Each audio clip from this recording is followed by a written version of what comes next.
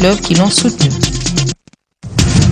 Ralentissement de la croissance mondiale et baisse des cours des matières premières, la morosité de la conjoncture économique tant internationale que nationale a été relevée par la Troïka stratégique du gouvernement lors de sa dernière réunion, conscient de la nécessité d'en tenir compte. L'exercice du pouvoir coutumier en République démocratique du Congo devra être régi par des textes réglementaires et le Sénat est en train de débattre des propositions des lois dans ce sens. Avec cette approche, on s'attend à consolider la base même de la légitimité dans le pays. Bienvenue à tous. Le statut des autorités traditionnelles a fait hier l'objet d'un débat en plénière au Sénat. Après la présentation du rapport de la Commission politique, administrative et juridique, il est question de voter des lois destinées à régir le statut des chefs traditionnels. La Chambre haute du Parlement avait consacré la plénière de ce lundi à l'audition du rapport de la Commission PAJ sur le projet de loi portant statut du chef coutumier en République démocratique du Congo. Un projet de loi qui prend en compte les valeurs traditionnelles immuables et saines dans une société fondée sur le droit écrit, la démocratie, la bonne gouvernance et le respect des droits de l'homme. Le texte apporte plusieurs innovations, entre autres, il réaffirme l'implication du chef coutumier dans la sauvegarde de l'unité et de la cohésion nationale. Cependant, ce projet de loi ne convainc pas tous les sénateurs qui réclament beaucoup plus de pouvoir aux chefs traditionnels. Cette loi n'apporte rien de nouveau, c'est une loi qui est répressive, qui n'apporte aucune innovation. Cette loi s'est contentée simplement de reprendre ce qui a été proposé par le gouvernement, avec donc dans ses dispositions répressives, si vous voyez, sanctions disciplinaires, ainsi de suite. Je crois que ça ne va pas arranger les choses. Les chefs coutumiers présents dans la salle partagent la même idée. Toutes les revendications de chefs coutumiers continuent de trouver une contrainte, c'est la Constitution.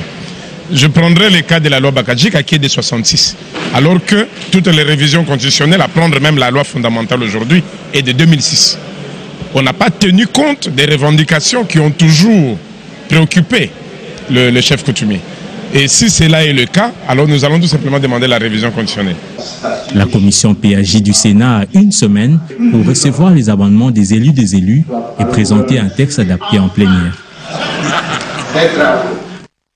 Du législatif à l'exécutif, la réunion de la Troïka stratégique du gouvernement a relevé hier un ralentissement de la croissance économique mondiale qui se situe aux alentours de 3,5%, ainsi que la baisse des prix de matières premières et des biens de première nécessité tels que le confirme le ministre de l'économie nationale, Bahati Lukwebo. La croissance économique a été confirmée, comme vous le savez, à 9,5%. Pour l'exercice 2014 et notre projection d'ici décembre est d'atteindre 10,4%, donc deux chiffres, ce qui sera quelque chose de tout à fait extraordinaire. Le cours du cuivre a baissé de 2%, il se situe à 5 990 $ la tonne contre 6 050 la semaine d'avant. Pour ce qui est du cobalt, là il y a une hausse de 28 334 $ la tonne à 30 715 $ la tonne. Pour ce qui est des prix des céréales, le riz a connu une baisse se situant à 9,97 $ la tonne.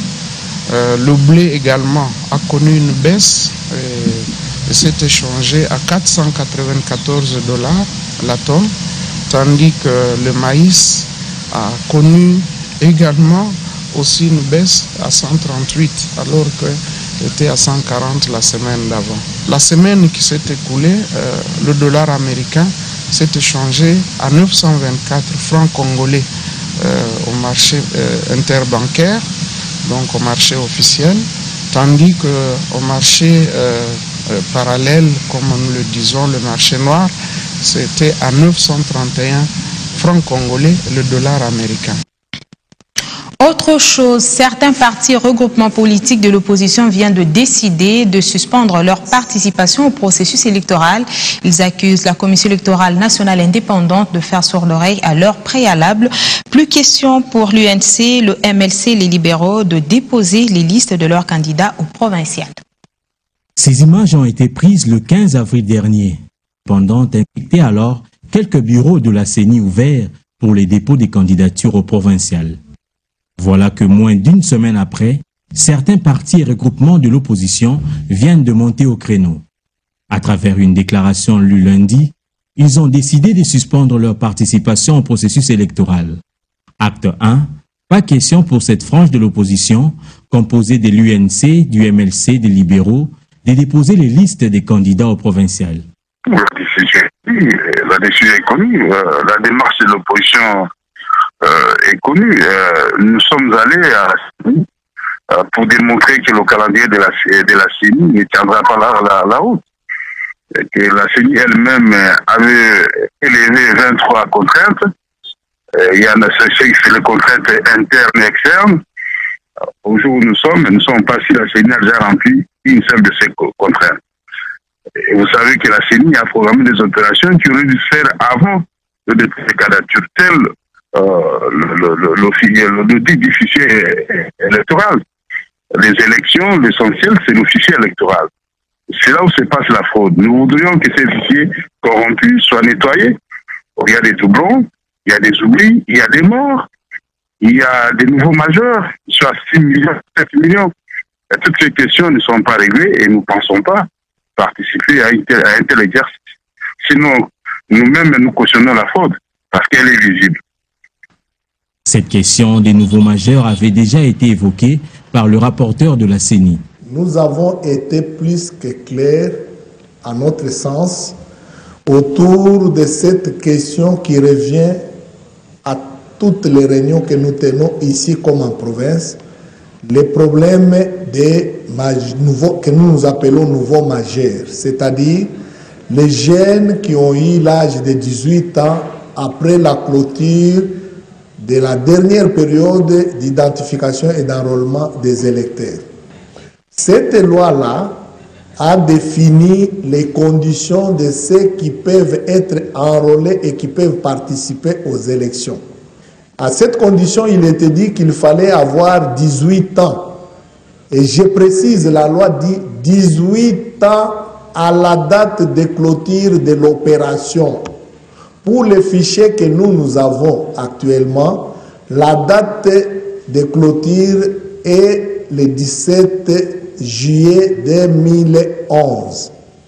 Et c'est sur base de ce fichier qui a été constitué avec comme date de majorité arrêtée au 17 juillet qu'on a fait la répartition des sièges pour les députés nationaux qui siègent actuellement. C'est avec ce fichier-là de 32 24 640 électeurs que nous avons fait les élections du président de la République qui est opérationnel. C'est avec le même fichier qu'on a fait la répartition des sièges pour les députés provinciaux que nous allons élire. Ces opposants attendent d'être reçus par cette institution d'appui à la démocratie pour dissiper les malentendus. Tiraillement autour des inhumations collectives, 188 autres indigents ont été enterrés hier à Maluku en présence, cette fois-ci de la presse, afin d'éviter toute spéculation du genre de ce qu'on a vécu dernièrement. Désormais, espère-t-on, tout se passera ainsi. 88 corps, dont 103 morts-nés, 85 adultes, constitués des personnes non identifiées, des corps abandonnés et des indigents. Dimanche soir, le numéro 1 de la ville-province de Kinshasa était à la morgue centrale pour se rendre compte des préparatifs de ces inhumations. Comme l'inhumation de ces 421 corps a suscité des remous dans le pays, dans la ville, sur le plan même international, nous avons décidé, j'ai décidé que je vais suivre maintenant de très près tout ce qui se passe par rapport à ces indigents, à ces morts-nés. C'est pourquoi j'ai dit personnellement, je vais superviser cette inhumation. Et on a fait des reproches par rapport au processus utilisé pour enterrer ces indigents, j'ai promis à la population quinoise, parce que pour moi, ce sont des Quinois. J'ai promis à la population quinoise, nous allons faire cette inhumation avec la dignité, toute la dignité qu'il faut que nous donnons à nos morts. Sur place, au cimetière Fula Fula dans la commune de Maluku, à quelques mètres seulement de la tombe commune qui a fait couler encre et salive, ces corps sans vie trouvent leur dernière demeure.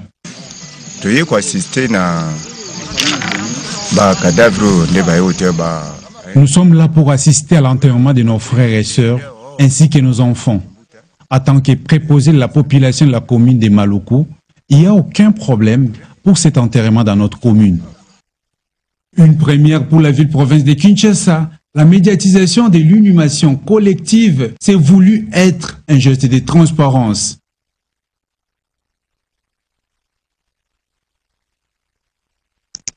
L'économie se ressent notamment par la mobilité grâce aux moyens de transport. La Société congolaise des transports et ports a célébré hier ses 80 ans d'existence sous le signe de l'engagement du nouveau comité de gestion d'œuvrer à la satisfaction du pays. Otraco, l'une des grandes entreprises du pays, elle a même propulsé plusieurs cadres congolais. D'ailleurs, en échangeant avec l'un de nos aînés dans la direction de cette société, Papa Lukusa, nous avons appris qu'à l'époque, des DG Otraco étaient considérés au même niveau que le gouverneur de la ville. Cela prouve à suffisance combien Otraco était d'une grande importance pour la RDC. Et sachez que nous n'allons pas tomber en faillite. Nous n'allons pas tomber du tout.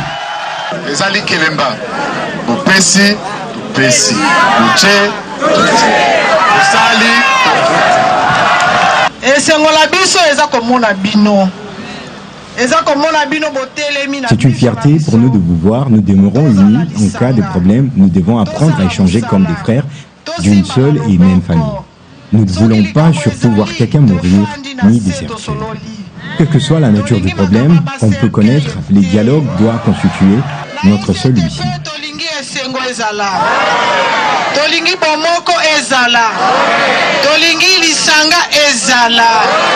Soki likambo ezali, ata soki eza makasi ndenge nini, tofandela yango. Ata soki tokoko fanda ti 5 heures du matin, tozo solola, tofandi tosololi. L'ex-ONATRA gère les transports fluviaux et ferrés alors que la voie routière est de notre ressort. Et à ce propos, les travaux de réhabilitation du boulevard Sendoué avancent normalement, comme s'en est rendu compte hier le ministre des Infrastructures et Travaux Publics avant de descendre sur la route nationale numéro 1 à Lancelé où va s'ouvrir notre chantier. Élisée Bilonda. C'est une étape importante qu'a franchi le chantier du boulevard Sendoué.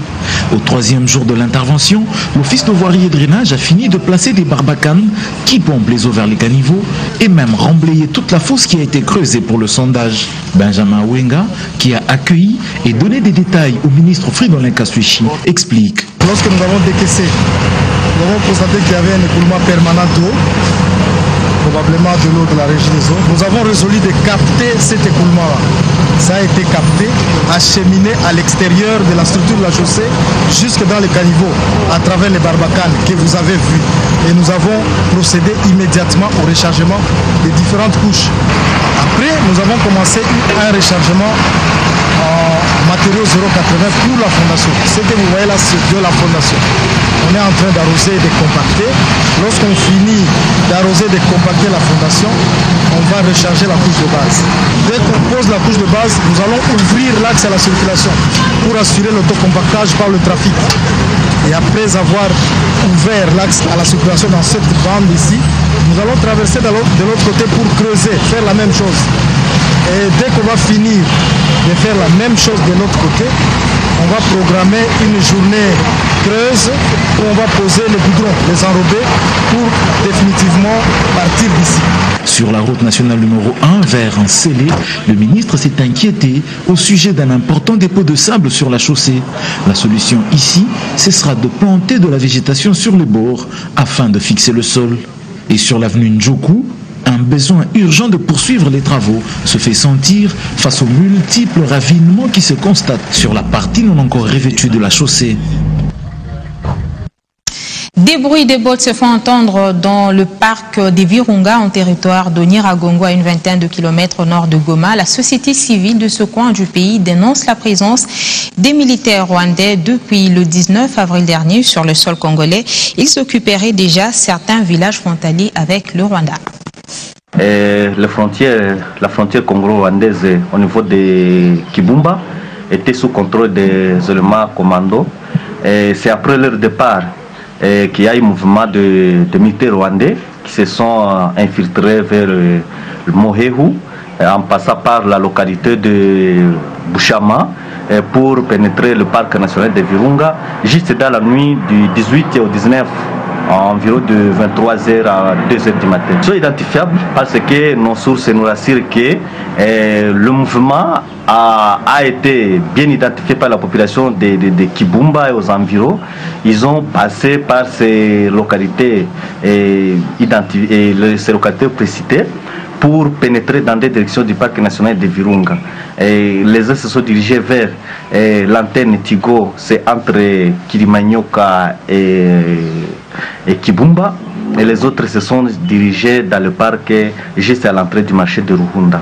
Et les sources nous renseignent qu'au moins des bataillons se sont infiltrés dans le parc national. C'est ce que nous dénonçons pour le moment. On ne peut pas confirmer comme on ne peut pas nier, mais avec la présence de ces éléments étrangers, il y a quelque chose qui se prépare. Donc nous alertons les autorités politico-administratives et militaires d'être vigilants, car dans l'avenir, il peut y avoir des dégâts qu'on ne saurait pas expliquer.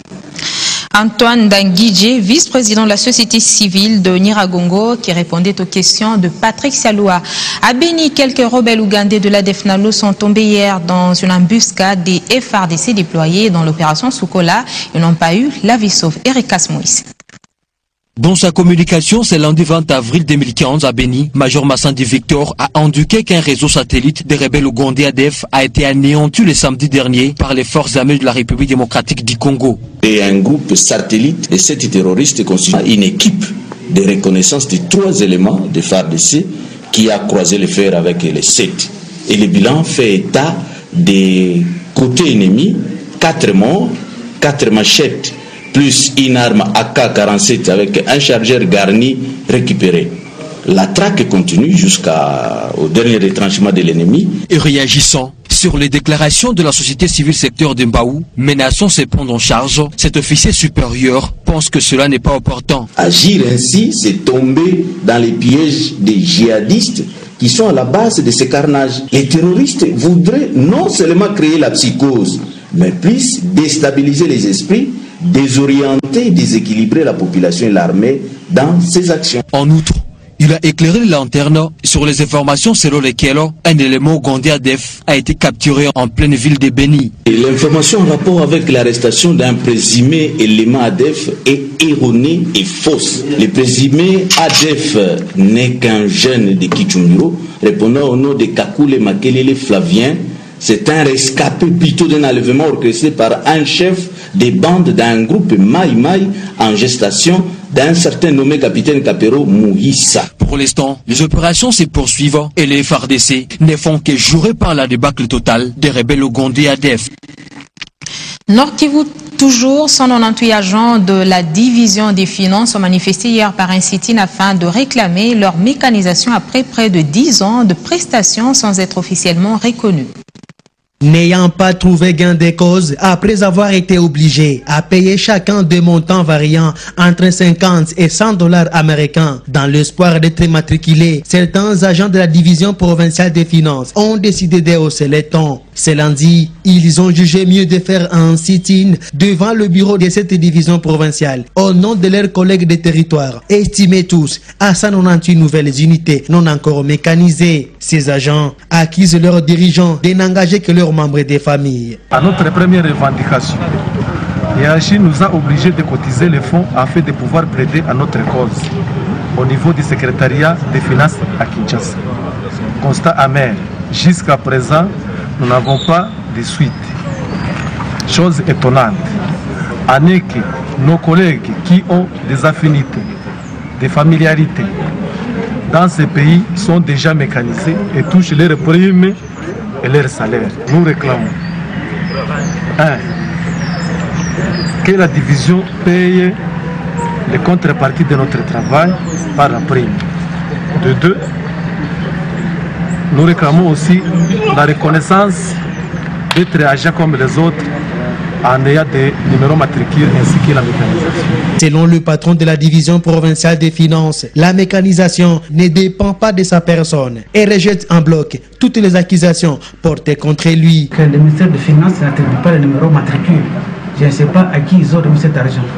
Sans la mécanisation ne dépend pas de moi. Si les juges décident de reprendre la pleine mécanisation, ils sont libres. Puisque la mécanisation dépend de Kinshasa. Il n'a qu'à attendre la réponse du gouvernement central. Soulignons que parmi ces 198 agents figurent ceux travaillant à cette division depuis 1995, mais non encore mécanisés.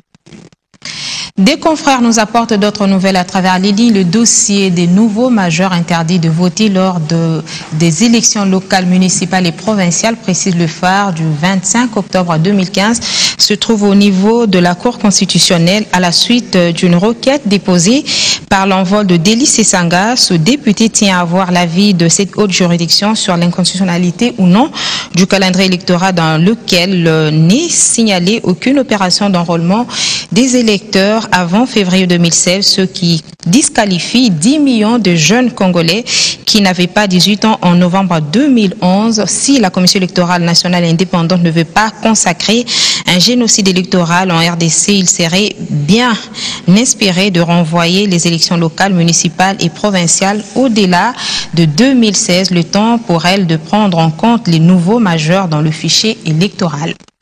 Destampé, quand annonce la référence plus interjeter l'appel à la FECOFA après le forfait que la LINAFO lui a infligé contre Sanga Balende. Cette rencontre jouée au Stade Père-Raphaël de Lakétu le 12 avril dernier a été interrompue à la 83e minute au moment où les visiteurs menés par 1-0. Les Immaculés sont aussi sommés de payer une amende cumulée de 51 000,50 $ américains. Le secrétaire général de l'équipe se dit lésé par ces décisions et estime que la Ligue considère son club comme une vache à lait. Passons au sport avec le président de Sa Majesté Sanga Balende qui a tenu hier un point de presse afin de remercier les dirigeants de tous les clubs qui l'ont soutenu lors du match qu'il a opposé à Alila du Soudan au Stade Père-Raphaël de Lakétu. Qu'il a perdu la bataille et non la guerre. Et donc nous avons encore la guerre devant nous. Et nous pensons que nous ne sommes pas encore vaincus. Et nous enfilons nos armes pour pouvoir faire tout ce qui est à notre possibilité pour le match retour. Ngoï Kassanji ne s'avoue pas encore vaincu. Il a pleinement confiance à son club pour faire un bon résultat à l'extérieur, mais aussi se qualifier pour les prochains tours de la compétition. Nous ne sommes pas découragés. Nous tenons d'abord à remercier tous ceux qui nous ont accompagnés jusque-là. Tout au long de notre parcours, 32e de finale, 16e de finale, maintenant 8e de finale. Ce n'était pas facile. Malgré les comportements antisportifs de certains fanatiques quinois qui soutiennent les adversaires de Sanga Balende, ceux de Sang et Or vont sportivement soutenir tous les clubs congolais jouant à domicile. Nous soutiendrons tous les clubs engagés aux compétitions africaines. Nous pensons ici au match retour de tous les clubs engagés. Avant de s'envoler pour Khartoum le week-end prochain, les poulains de Mutubili Santos seront reçus par la jeunesse groupe Bazano le vendredi prochain à Lubumbashi dans le cadre de la Lina Foot. Fin de cette édition du journal, Madame, Monsieur. Merci de rester avec nous.